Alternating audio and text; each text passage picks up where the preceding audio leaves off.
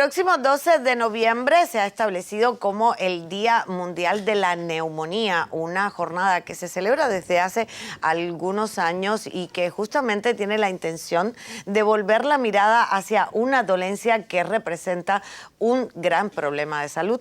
Hoy en el segmento para la familia abordamos el tema y es un gusto recibir esta tarde en Hola Habana al doctor Eberto García Silvera. Es especialista de primer y segundo grado en neumología y director del Hospital Neumológico Benéfico Jurídico. Bienvenido a Hola Habana y gracias una vez más por responder a nuestra solicitud. Primeramente me gustaría definir qué es una neumonía. Bueno, la neumonía se clasifica, se conceptualiza como un proceso inflamatorio del tejido pulmonar, sobre todo en sus partes más distales, o sea, en los sacos alveolares, y que está producido, se produce casi siempre por agentes infecciosos, con un cuadro típico de tos, expectoración, fiebre. Ese es el concepto general de la enfermedad. ¿Puede argumentar un poco en cuanto a los signos y síntomas de la neumonía? Sí, las principales síntomas de la neumonía son la tos, la expectoración. Es una expectoración que con los días, o sea, las horas, se va produciendo una expectoración fluida, pero de coloración verdosa. Posteriormente, empezando con fiebre, casi siempre fiebre alta, escalofrío, malestar general. Puede haber dolor en el lugar, en el tórax. Son los síntomas más importantes que se le puede señalar de este proceso. ¿Y se manifiestan de igual manera, digamos, en los niños o en las personas de la tercera edad? Bueno, hay una diferencia en las manifestaciones clínicas según las edades. Los adultos jóvenes dan los cuadros estos típicos de la sintomatología que describí, pero en los niños y en los ancianos ya se distancian un poco de esta tipicidad.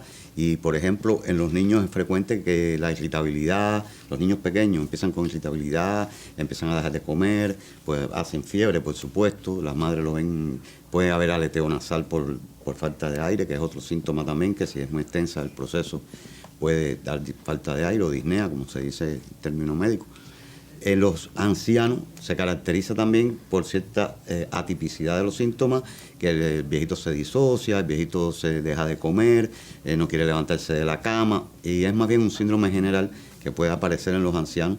Por supuesto, casi siempre después aparecen cierto nivel de síntomas respiratorios asociados. Doctor, ¿existe lo que algunas personas llaman una neumonía silenciosa? A ver, silenciosa como tal, no creo que haya ninguna, siempre hay alguna manifestación. Lo que pasa es que eso también depende mucho de los gérmenes. Hay un germen que produce un tipo de neumonía, que es la neumonía típica, que se llama así, que es el Mycoplasma pneumoniae, que puede presentar una disociación entre los síntomas y la extensión radiológica de la enfermedad, y es la neumonía atípica, como se dice, atípica primaria. También tiene que ver eso de neumonía silenciosa con los ancianos, que muchas veces no manifiestan los síntomas clásicos de la enfermedad, sino síntomas, digamos, de conducta, síntomas de desorientaciones, a veces dejan de comer, como decía, y bueno, entonces le dicen, bueno, es una neumonía que no es clásica, es silenciosa. Doctor, entonces explicamos un poco acerca de las causas y los factores de riesgo que pueden provocar una neumonía. El 90% de las neumonías casi siempre son producidas por bacterias, y dentro de ellas depende del lugar donde se adquiera. No es lo mismo una neumonía adquirida en la comunidad que una neumonía, por ejemplo, en una institución sanitaria. Las causas son bacterias, pero son diferentes tipos de bacterias que producen una u otra. La más frecuente, que es la producida en la comunidad, ese alto por ciento lo produce un microorganismo, que es el Pneumococcus pneumoniae, que es la neumonía típica, clásica, producida a nivel de la comunidad. El resto de las neumonías que se adquieren en las instituciones sanitarias, que son las llamadas neumonías intrahospitalarias, pues lo producen bacterias gram negativas que son un poco más agresivas y producen cuadros mucho más graves. ¿Y cuáles son las complicaciones más frecuentes que esto puede provocar? Las complicaciones más frecuentes de la neumonía están dentro del tórax y fuera del tórax.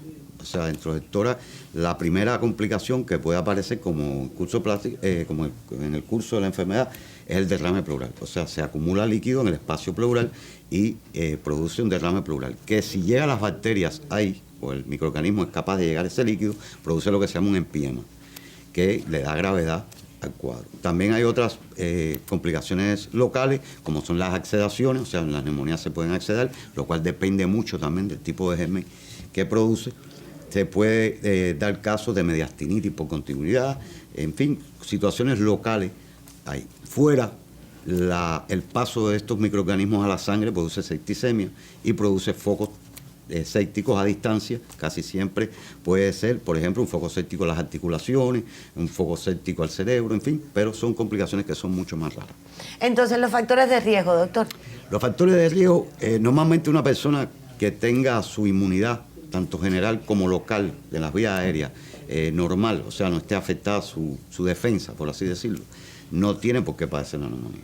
Casi siempre los factores de riesgo vienen asociados a la pérdida o disminución de estas defensas locales que tiene el pulmón para defenderse de estos microorganismos.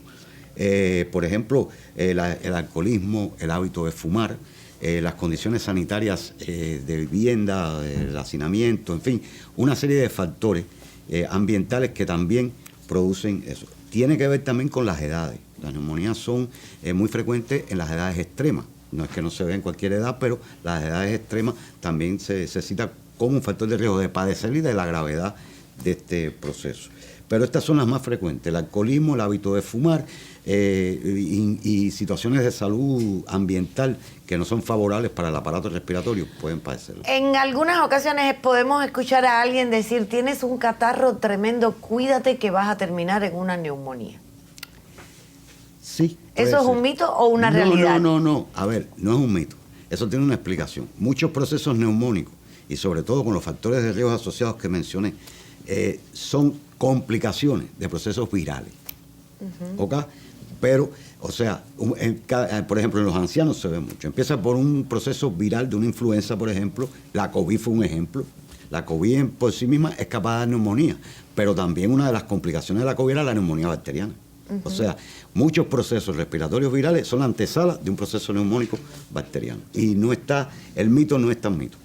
Ahora, doctor, ¿se puede intentar prevenir entonces una neumonía? Sí, la prevención está dirigida a esos grupos de riesgo y con las comorbilidades que también, ahorita no lo mencioné, pero son factores de riesgo.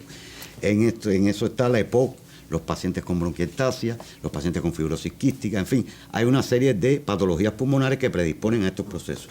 Está también en la población anciana y en la población general la vacunación, o sea, la vacunación prevé eso. Hay vacunas, primero las vacunas contra los virus. Al prever el virus, te evita la que se complique con una neumonía bacteriana.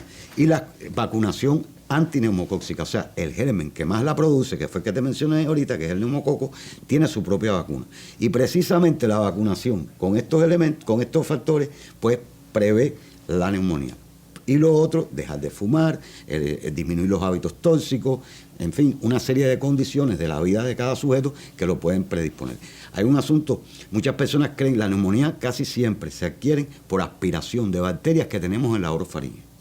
O sea, no es que nos las pegue, sino que nosotros mismos tenemos las bacterias en la orofaringe, las aspiramos y ellas llegan allá abajo y se produce el cuadro.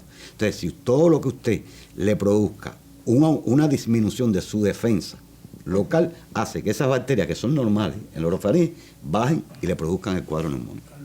Muchísimas gracias, doctor. Siempre un gusto tenerlo aquí en Hola Habana. Gracias realmente en nombre de todo nuestro colectivo por acceder siempre a nuestra invitación.